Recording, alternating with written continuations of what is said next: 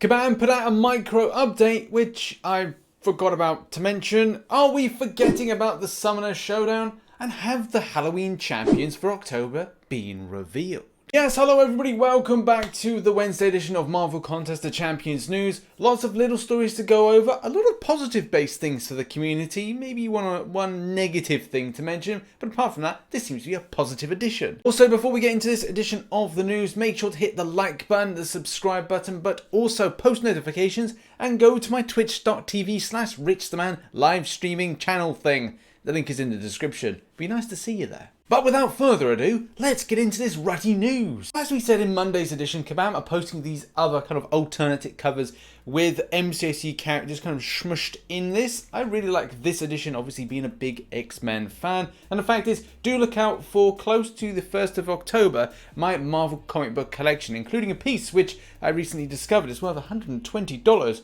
Ooh! Big monies. It's not really, but it's still quite impressive. And for those interested, this is what the cover looks like, the original comic book cover. In other news, and you're probably wondering to yourself over the weekend, well, why didn't you report on Monday, Rich, the fact that we had that weird little update? I know, I completely forgot about that. It slipped my mind. But in the changelog, you get this following information from Kabam Mike about this. The version 24.2.1 is an iOS-only update that addresses an issue with the home bar found on iPhone X and other phones with no home button, activating quicker than intended. This fix will revert the bar to activating after interacting with the bar twice instead of once. Now, I'm a person in great need to update my iPhone, but the fact is a lot of the buttons that come back, I like the idea of kind of pressing like this, where you've got the button at the bottom rather than having something that's just kind of like part and parcel going, oh, I've slipped that. Especially when situations like this, which is kind of good in some ways because it puts my mind at ease, maybe for those as well that may be considering getting an iPhone of iPhone X or iPhone 11.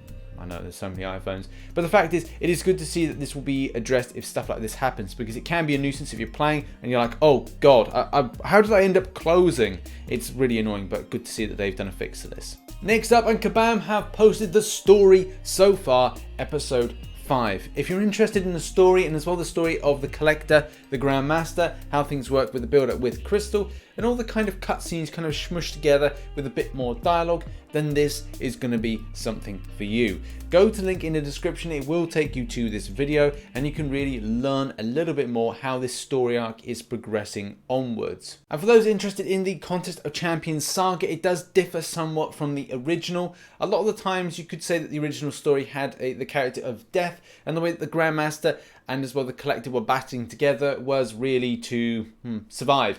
So the contest is going to come to an end at a certain point after Act 6, and where we're going to be left with is going to be an end to this story. So how things will progress going into any kind of new story development with the Collector or the Grandmaster, it is really hard to tell. And whether or not Kabam will announce this at this October's New York Comic Con, this will be very interesting to see, but it could be at some point next year you'll get a real idea of where we're going next. Another news and positive news. Yes, everybody is talking really nicely together in this particular thread here. And I thought it was quite nice because a lot of people are viewing it and people are interacting it. We've got people talking about SP3s now, damage dealing SP3s, but also the ones that look the most brutal. And in some cases, the ones that look the most brutal, but at the same time do diddly squat.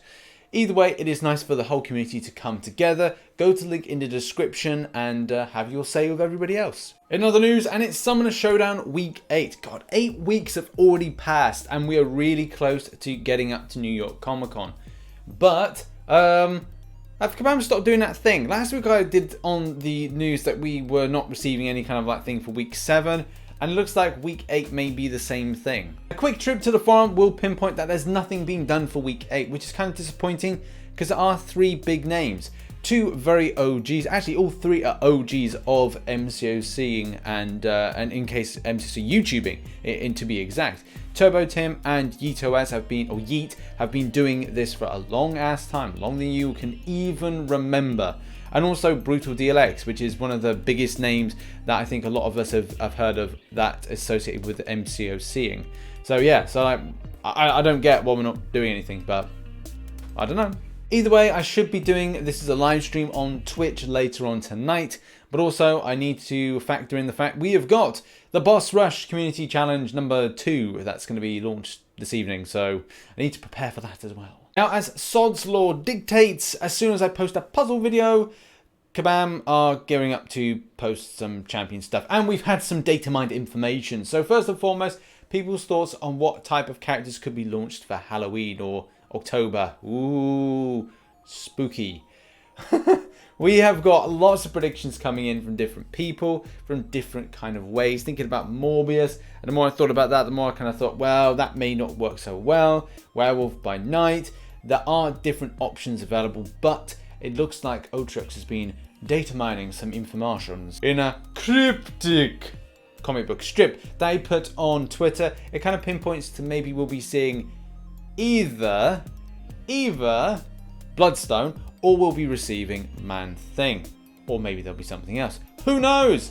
But the fact is, that's been a character I've wanted for a very long time, and that has been Man-Thing, a character that is, I think, very underrated in the Marvel universe and in like Marvel in general, based on the fact of popularity. Underrated by popularity, not underrated because he's very powerful, but underrated because of based on popularity. The kind of the underdog, the kind of character that you kind of think, right, if I have all these popular Avengers comic books and Man-Thing at the end, people would never touch the Man-Thing comic. They would probably touch the other ones and go like, yeah, I'll grab that one. So this is going to be pretty good. I'm actually looking forward to going to New York and maybe doing a little bit of comic book shopping, as you know, and hopefully picking up a few comic books, even like on Man-Thing, because I don't really know that much, but I know enough to go, yes. But also, this could be a red herring in order to throw us off the scent. Maybe it is something completely different. Maybe Kabam has something else up their sleeves. Who knows? Who am I? I don't know. Ooh. And now on to less spookier news, and that is the Arcus as well as Captain America Infinity War cut-off predictions.